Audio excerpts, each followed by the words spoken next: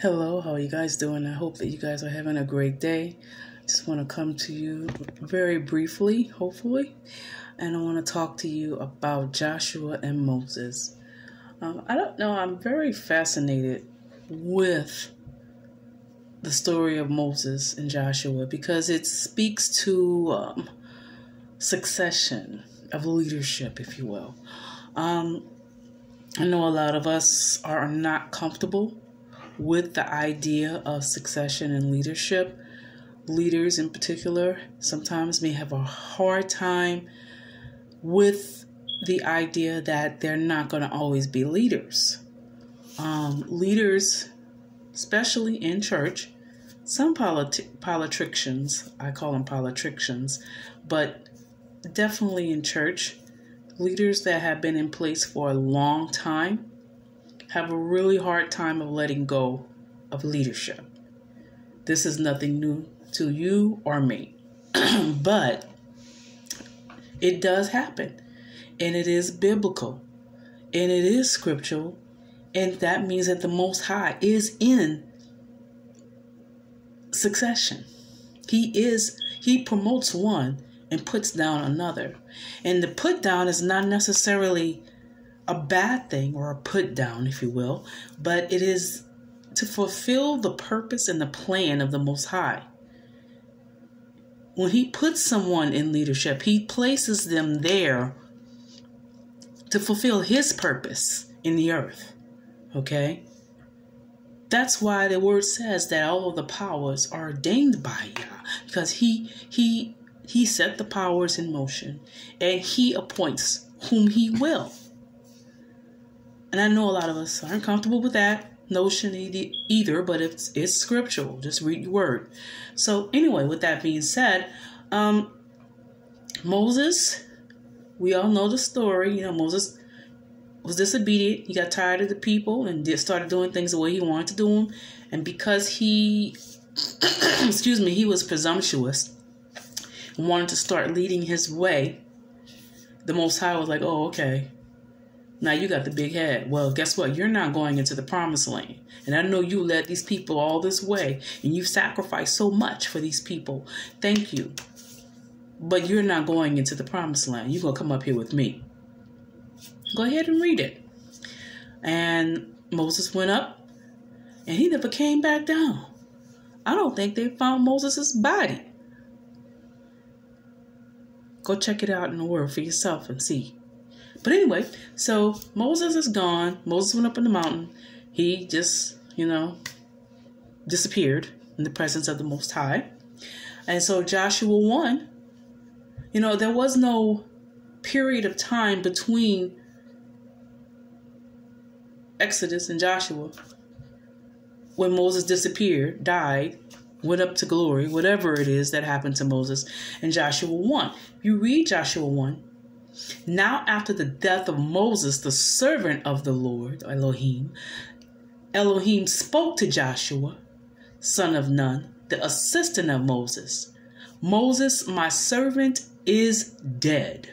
So now get up and cross over the Jordan, you and all this people, to the land that I am giving to the children of Israel.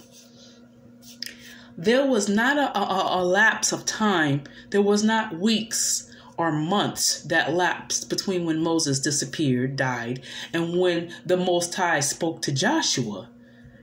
And the Most High did not say, oh, I know you miss Moses. I used Moses in a mighty, mighty way. I had to take him up. He didn't even give Joshua explanation as to what happened to Moses. Okay? He just came up to Joshua and he was like, yo, this is it. Moses dead. That's what he said. It's in the word. Moses is dead. My servant Moses is dead. But you get these people and y'all cross over the Jordan and get to the promised land. You still got a work to do. He didn't give Joshua a mourning period, a grieving period. He didn't give Israel time to throw up another golden calf in honor of Moses. He didn't do that. That may be why. But anywho, he didn't give them a grieving period. He was like, okay, Moses is dead, but y'all still got someplace to be. So let's go. That's how he appointed Joshua as Moses' spiritual son. The one that succeeded Moses in the quest to get the children of Israel to their promised land in Canaan. And then if you finish reading Joshua 1, I'm not going to read it all today because I have somewhere to be. But read it. The Most High did not give Israel a chance to prop up Moses as another idol. He did not give Israel a chance to mourn for months and years and sit there in the wilderness. Because let's say the Most High did. I know that Moses was integral in your deliverance, and you've developed a relationship with Moses, and you trust Moses, and you love Moses, but you worship Moses. So I'm going to give y'all time to grieve.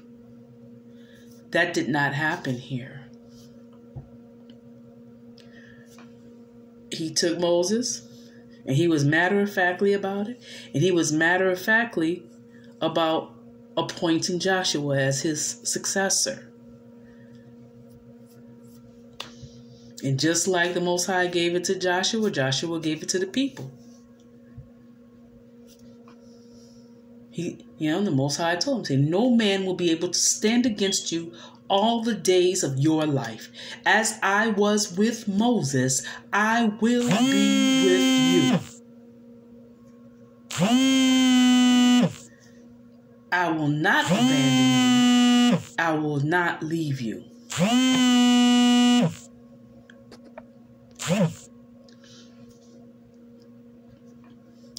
So he was very upfront with Joshua. He said, I was with Moses and I'm with you. So go ahead and go do it.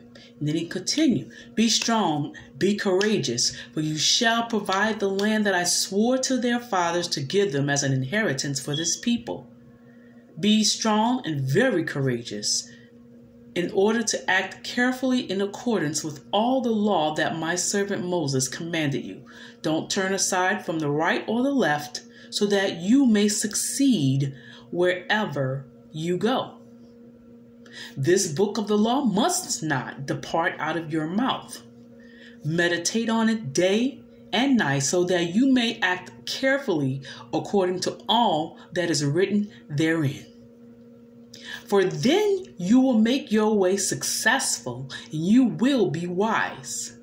Have I not commanded you? Be strong and courageous.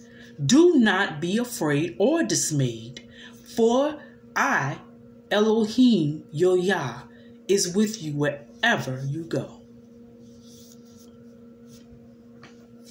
So because the Most High told Joshua, I'm with you. Do everything that's in this word. I'm with you just like I was with Moses. Now go. Be strong and be courageous. The Most High is commanding us to be strong. He's commanding us to be courageous.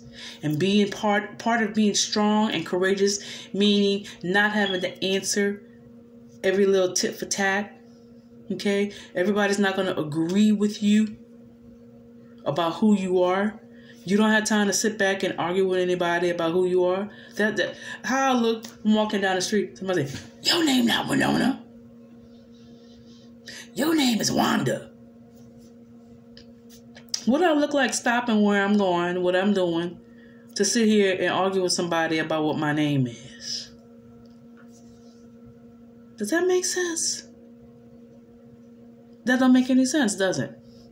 But that's what a lot of people in the church and in Israel do.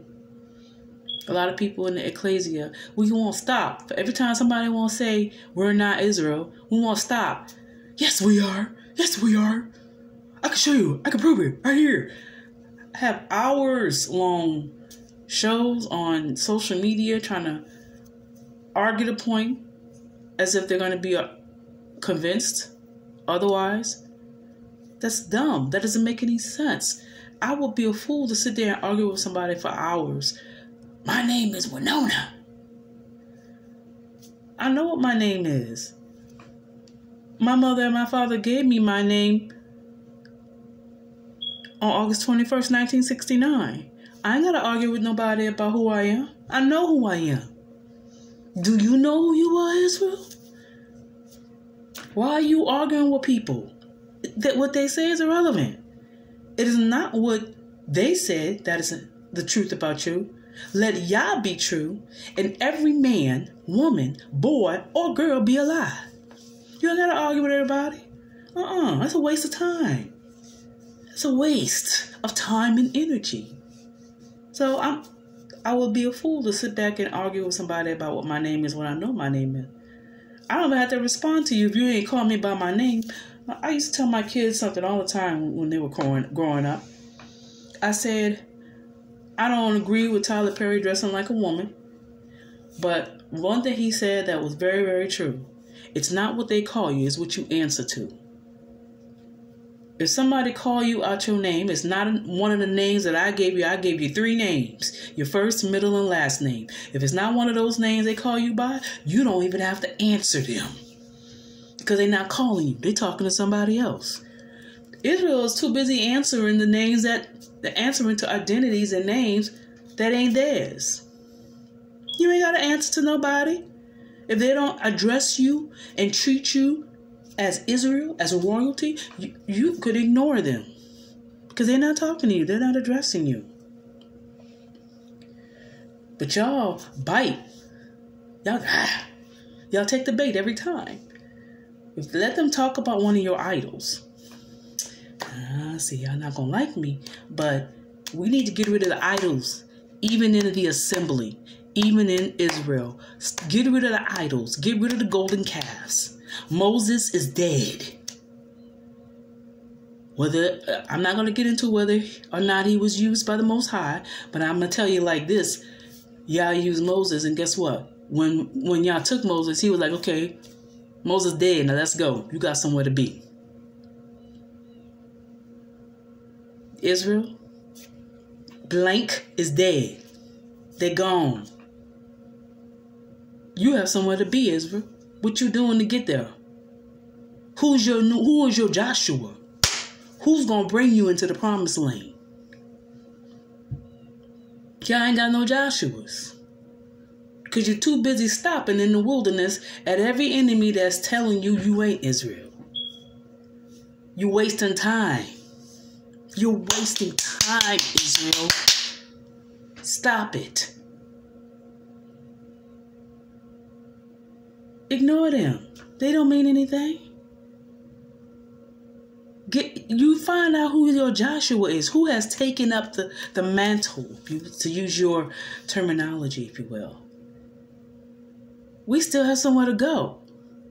Where Joshua's at? Where they at? Stop lifting up and building golden calves. You talk about the Christian church and their idolatry, but Israel is just as guilty of forming golden calves. And I don't believe that the Most High is pleased with that. We need to stop doing that. That was the sin that caused Israel to get just beat down in the wilderness. Because instead of waiting on the Most High, they got tired of waiting on Him and started building their own idols and started serving other gods. Let's not do that. We got somewhere to be. Amen. I gotta go. Y'all be blessed. Shalom, and I love you. And I ain't mad at nobody. I promise.